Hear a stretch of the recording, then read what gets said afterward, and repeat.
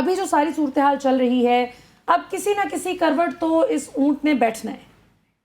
اور ارے اسکائپ پہ ہمیں ساتھ ساتھ جوائن کر رہے ہیں جی ذرا دور سے، لیکن ہمارے دل کے بہت قریب ہیں، کیونکہ وہ بچوں کی طرح سے بچوں کو استاد پڑھاتا ہے کلاس میں، اس طرح وہ قانون سمجھاتے ہیں پاکستان کی عوام کو. سو ہمیں جوائن کر رہے ہیں جی اظہر صدیق صاحب بھی. اظہر صدیق صاحب آپ کا بھی بہت بہت خوش آمدید ہم آپ کو کہتے ہیں. بڑی زبردست گلابی شرٹ بھی اظہر صاحب نے پہنی ہے.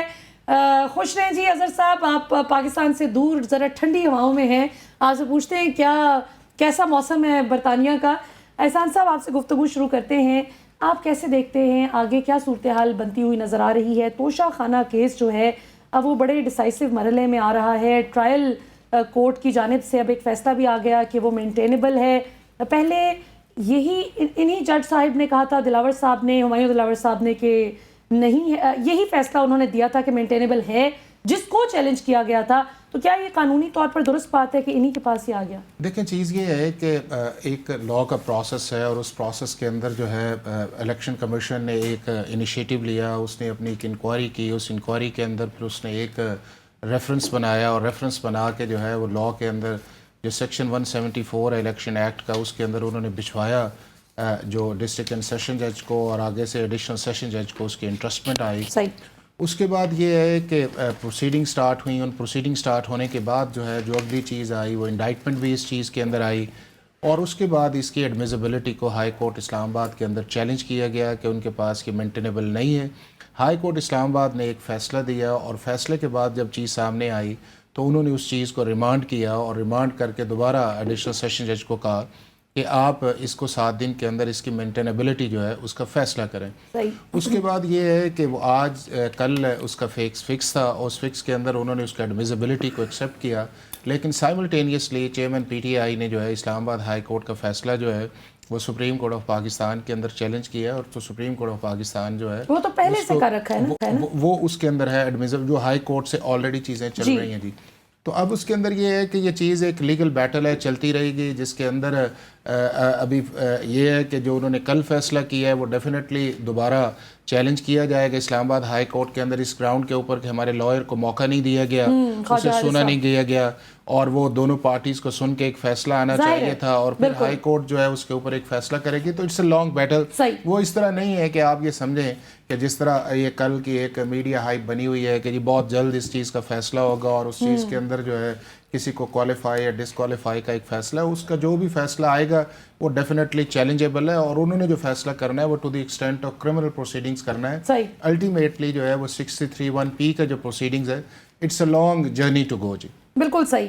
اچھا، اس سے پہلے کہ میں طاہر ملک صاحب کی طرف آؤں اور ذرا سیاسی صورتحال پر تجزیہ لوں، اظہر صدیق صاحب آپ نے گفتگو سنی احسان صاحب کی. اب صورتحال یہ ہے کہ اسلام آباد ہائی کورٹ کے چیف جسٹس عامر فاروق صاحب نے جب 2 دن قبل، یہ 3 دن قبل یہ جب بات چیت ساری ہوئی عدالت میں، تو وربلی انہوں نے یہ کہا، ابھی کل ہمارے پروگرام میں شعیب شاہین صاحب بھی موجود تھے، وہ وہاں اس دن کمرہ عدالت میں اس وقت موجود تھے، اور ان کا بھی یہ کہنا تھا کہ وربلی چیف جسٹس اسلام آباد ہائی کورٹ عامر فاروق صاحب نے یہ فرمایا کہ آپ کی اپلیکیشن جو ہے اس کو الاؤ کر رہے ہیں. الاؤ کرنے کا مطلب جیسے کہ آپ خود سمجھتے ہیں، عوام کے لیے میں تھوڑا سا بتا دوں کہ یہ ایز اٹ از اس کو ایکسیپٹ کیا جا رہا ہے، یعنی یہ مینٹینیبل نہیں ہے جو مدعا تھا. لیکن بعد ازاں جو تحریری آرڈر تھا اس میں بالکل الٹ بات کی گئی، اور ٹرائل کورٹ میں اس کو بھیج دیا گیا.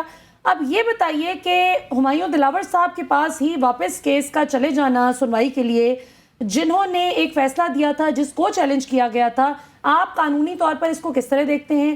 دوسرا یہ کہ عمران خان صاحب جو سابق وزیر اعظم صاحب کے وکلاء ابھی شکوہ کر رہے ہیں کہ ہمیں سنا نہیں گیا، خواجہ حارث صاحب نے ابھی اپنے آرگیومنٹس دیے ہی نہیں، اور پہلے ہی یہ فیصلہ سنا دیا گیا، منڈے تک کا بھی انتظار نہیں کیا گیا، حالانکہ 7 دن کی مہلت دی تھی چیف جسٹس صاحب نے. تو ابھی آپ اس صورتحال کو کس طرح سے دیکھتے ہیں؟ اگر اس فیصلے کی کاپی جو ابھی دلاور صاحب نے ہی دوبارہ سے فیصلہ دے دیا ٹرائل کورٹ سے، اگر اس کی کاپی نہیں ملتی اگلے 3 دن، تو یہ تو اسلام آباد ہائی کورٹ میں بھی چیلنج نہیں ہو سکے گا.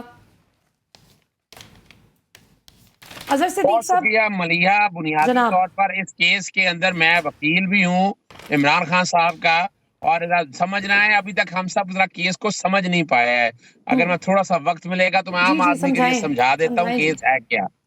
बाकी के ये है कि 179 भी, सेक्शन इसको बाकी के 179 भी आपसे एक एक करके समझेंगे। मनु तो एक भी नहीं समझ आ रही। अच्छा, सेक्शन 137 है इलेक्शन एक्ट का, वो सालाना गोशवारे जमा कराने का कहता है। सालाना गोशवारे अब आप और जून के जमा कराने होते हैं दिसंबर में, यानी 2018 जून के दिसंबर में जमा कराने थे, और उसके बाद आगे 120 दिन के अंदर अंदर इलेक्शन कमीशन ने कोई एक्शन लेना है तो लेना है। तो 2019 अप्रैल में कोई एक्शन नहीं लिया। इसी तरह 2019 का आ जाए तो 2020 अप्रैल में कोई एक्शन नहीं लिया। 2020 आ जाए तो 2021 अप्रैल तक कोई इलेक्शन नहीं लिया। और ये इलेक्शन कमीशन की बदनीति है, बददियानती है, मैं बताता चलूं आपके सामने। और मैं आगे चलने से पहले बताना चलूं कि यहाँ जो वकील इलेक्शन कमीशन ने किया उनका नाम अमजद परवेज है। अमजद परवेज तो नवाज शरीफ और खानदान का सारों का वकील है, वो हर एक को पता है भाई इलेक्शन इस तरह कमीशन से को तो अमजद ख्वाजा परवेज जी हारिस को। साहब भी रहे हैं ना, इस तरह तो ख्वाजा हारिस साहब भी उसकी वजह बताने लगा हूँ आपको मैं। जी। नहीं, ख्वाजा हारिस साहब तो एक आजाद वकील है ना, इंडिपेंडेंट है। इलेक्शन कमीशन के वकील ठीक है। प्राइवेट लोगों का। मुझे जब बनाया था नैब ने प्रोसिक्यूटर एवन फील्ड के अंदर बड़ा शोर डाला था, और अल्टीमेटली मैंने नहीं केस को आर्गू किया, वो बाद में सारा कुछ चेंज हो गया और वो नया प्रोसिक्यूटर आ गया। अभी जो बताना है आपके यहाँ, अब ये काम सारा है। अब हुआ क्या, इलेक्शन यानी बदनीति देखे, बददियानती देखे। वो 4-5 एमएनए उठे, मोशन शाहनवाज राजा वगैरह, वो चले गए स्पीकर के पास आर्टिकल 63 की डिस्क्वालिफिकेशन लेने के लिए। भाई आर्टिकल 63 में तो आता ही नहीं है ये। वो 63B 1P का बहाना बनाते हैं। भाई आर्टिकल 63 के अंदर सिक्टो सेंसो आता है कि नहीं, आप वो नहीं आता। उन्होंने 62(1)G को सहारा लेते हुए कह दिया कि मिस डिक्लेरेशन है, और सिर्फ एक काम नहीं किया, 2 काम किए। ज्यादा से ज्यादा इलेक्शन कमीशन क्या कर सकता था, इस्तगासे का कह सकता था 167 में, करप्ट प्रैक्टिस 174 में, और उसमें इस्तगासा चलता था। लेकिन सिर्फ यही नहीं कहा, उन्होंने डिस्क्वालीफाई भी कर दिया इमरान खान को। इलेक्शन कमीशन ना कोर्ट है ना ट्राइब्यूनल है। अब ये मामला चैलेंज हुआ इस्लामाबाद हाई कोर्ट में, चूंकि मियां वाली का मामला था, इस्लामाबाद चैलेंज नहीं होना चाहिए था। मैंने उनके वोटर की तरफ से लाहौर का भी मसला है। जी बिल्कुल बिल्कुल बिल्कुल, ये इस्लामाबाद हाई कोर्ट की जुरिसडिक्शन नहीं थी, और इस्तगासा भी इस्लामाबाद हाई कोर्ट का नहीं बनता, ये मैं बता दूं आपको। बुनियादी तौर के ऊपर ये मामला है मियां वाली का। मियां वाली के कॉन्टेक्स्ट में मामला है। मैंने लाहौर हाई कोर्ट में रिट फाइल की वोटर की तरफ से, लार्जर बेंच बना, लार्जर बेंच में इमरान खान साहब भी आए, और इमरान खान साहब ने मामला लाहौर में फिर चैलेंज कर दिया। लाहौर में अभी लार्जर बेंच बना हुआ है जो इस मामले को देख रहा है। और कमाल की बात है, अपना आमिर फारूक साहब के ऊपर बहुत से यानी बुनियादी तौर के ऊपर बायस के हवाले से बड़े मामलात हैं। आपने सबसे बड़ा फैसला देख लिया इमरान खान साहब की गिरफ्तारी का। फिर इस वाले मामले इशू ये है दायरा इख्तियार का, यानी लिमिटेशन 120 दिन में खत्म होगी, स्पीकर भेज नहीं सकता था, वो भी वो वाला मामला भी नहीं देखा, और इलेक्शन कमीशन के बाद डिस्क्वालिफिकेशन का इख्तियार।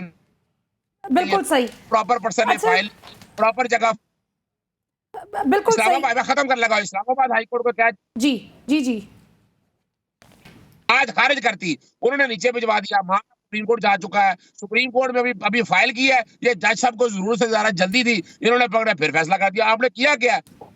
पहले दायरा इख्तियार तो तय कर ले। दायरा इख्तियार सुप्रीम कोर्ट तक मामला चला गया हुआ है, इन्हें पता नहीं जल्दी किस बात की। थोड़ा सा ये समझना चाह रही हूँ, बिल्कुल सही। अच्छा अजहर सिद्दीक साहब, मुझे ये बताएं, क्विक क्वेश्चन मेरा इसमें ये है कि जैसे मैंने आपसे सवाल पूछते हुए भी ये बात की कि हुमायूं दिलावर साहब ने पहले भी लोअर कोर्ट में ही ये फैसला किया था ना उन्होंने, जिसको चैलेंज किया गया था। तो मैं कानूनी तौर पे ज़रा समझना चाह रही हूँ as a student of law कि क्या ये उन्हीं मोअज़्ज़ज़ जज साहब के पास वापस वही केस उसी फैसले के लिए आ सकता है? अच्छा, जो कि हाई कोर्ट ने फैसला वहीं भेज दिया, असूली तौर पर हाई कोर्ट को इनके पास नहीं भेजना चाहिए था। ठीक है, ने वापस उन्हीं के पास भिजवा दिया। इसमें क्योंकि बायस का अपना एलिमेंट है, इस्लामाबाद हाई कोर्ट चेंज भी कर सकती थी, ट्रांसफर भी कर सकती थी, लेकिन फिर भी जब साथ टाइम दिया, इनको इतनी जल्दी क्या है? क्या जल्दी है इनको? वजह ये है जल्दी तो साहब का जो नाहल या को सजाएं देना चाहते हैं, उसके लिए ये सारा कुछ चला जा रहा है, लेकिन इसका फायदा कुछ नहीं होना। अजहर सिद्दीक साहब, अब मैं जरा ताहिर मलिक साहब की तरफ जाती हूँ, जरा सियासी डिस्कशन भी करते हैं, और फिर वापस आपकी तरफ आऊंगी। इमरान रियाज खान के हवाले से भी आपसे कुछ पूछना चाहूंगी, बड़े अहम सवाल, क्योंकि जाहिर है आप भी उनके वकला की टीम में शामिल हैं। मलिक साहब, अब ये सारी खिचड़ी पक रही है, मियाँ साहब दुबई तक आ सकते हैं, सऊदीया जा सकते हैं, अभी तक पाकिस्तान वो नहीं आए, और सच्ची जो बात है, अगर कहा जाए कि क्या पीटीआई का वोटर اتنا ہی موٹیویٹڈ رہے گا اگر ان کے چیئرمین نااہل ہو جائیں؟ تو اس جواب ظاہر ہے کہ نہیں. اسی طرح نون لیگ کا ووٹر جو نواز شریف کے لیے کھڑا ہے، وہ شہباز شریف کی تو وہ پل نہیں ہو سکتی جو نواز شریف کی ہے. ووٹر تو میاں صاحب، بڑے میاں صاحب کا ہے. تو آپ اب اس کو کس طرح سے دیکھتے ہیں کہ جن چیزوں پہ نون لیگ کہتی تھی کہ ہمارے ساتھ زیادتی ہو گئی ہے پینما کیس میں اور وہ ایون فیلڈ وغیرہ سب کچھ، اس پہ مختلف آراء پائی جاتی ہیں، لیکن ان کو لگتا ہے کہ میاں صاحب کی نااہلی ایک بدنیتی پر مبنی فیصلہ تھا. اسی طرح اب عمران خان صاحب بھی یہی الزامات عائد کر رہے ہیں کہ یہ بدنیتی پر مبنی ایک فیصلہ کرنے کی کوشش جاری ہے. یہ سلسلہ کب تک چلتا رہے گا اور آگے آپ کیا ہوتا دیکھ رہے ہیں؟ دیکھیں، یہ سلسلے توڑ گیا وہ سبھی جاتے جاتے، ورنہ اتنے تو مراسم تھے کہ آتے جاتے. احمد فراز صاحب کا شعر ہے، جشن مقتل ہی نہ برپا ہوا ورنہ ہم بھی پاب جولا ہی سہی ناچتے گاتے جاتے. اب دوسری بات یہ کہ سلسلہ کب تک جاری رہے گا؟ جب تک ہم ساؤتھ افریقہ کی طرز پہ ٹروتھ اینڈ ریکانسیلیشن کمیشن نہیں بنائیں گے، جس میں طاقتور بااثر لوگ صحیح علامتی طور پہ سینسیٹائز ہو کے اپنے جرائم کا اعتراف کرتے ہوئے آئین اور قانون اور رول آف لا کے آگے سبمٹ کریں گے. صحیح. سب سے غلطیاں ہوئی ہیں، سیاستدانوں سے لے کے عدلیہ سے لے کے میڈیا سے لے کے تمام باعث، تو اس کو تسلیم کر کے ملک کو آگے بڑھنا چاہیے. باقی آپ کا جہاں تک سوال ہے، یہ ہماری سیاست کا جو سفر ہے دائروں میں مقید سفر ہے. تو گیم وہی رہتی ہے، چیس بورڈ پہ کردار بدل جاتے ہیں اور شریک جرم نہ ہوتے تو مخبری کرتے. تو یہ سارے کردار ہیں اور مکافات عمل کا کھیل ہے، لیکن اس میں عام آدمی کے لیے کیا ہے؟ لیاقت علی خان سے لے کے سابق وزیر اعظم تک، یہاں صرف جو وزیر اعظم کی کرسی پہ بیٹھتا ہے ہاٹ سیٹ پہ وہی نااہل ہوتا ہے. تو باقی جو لوگ مقدس ہیں یہاں کیا نہیں کرتے. آج شاعرانہ ماحول اسلام آباد میں چھایا ہوا ہے.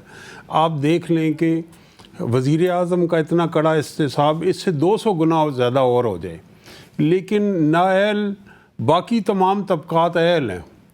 وزیر اعظم، ہر وزیر اعظم ہے جو وہ نااہل ہے.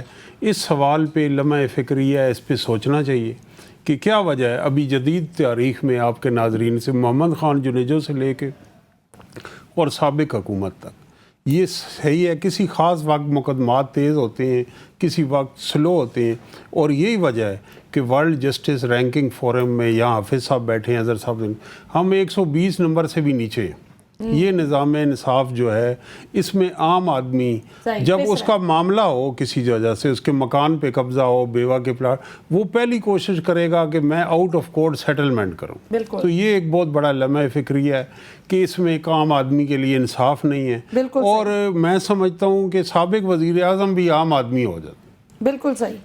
وہ کیونکہ وہ عوام کا نمائندہ ہے تو عام آدمی ہے. تو اس کے اوپر سوچنا چاہیے ہمیں کہ اور یہ ریفارم کرنی چاہیے. معاشرہ کو آگے بڑھنا ہے، اور آگے بڑھنے کے لیے اس وقت پاکستان میں آپ نے پروگرام کا جو ابتدائیہ شروع کیا بڑا خوبصورت، قرآن مجید کی جو بے حرمتی ہے اس پہ ہم رنجیدہ ہیں اور ہمارے جذبات جو ہیں وہ مجروح ہیں. لیکن پوری قوم ایک ہوئی ہے. تو ہم کرکٹ میچ میں ایک ہوتے ہیں، ہم سیلاب میں ایک ہوتے ہیں، ہم زلزلے میں ایک ہوتے ہیں.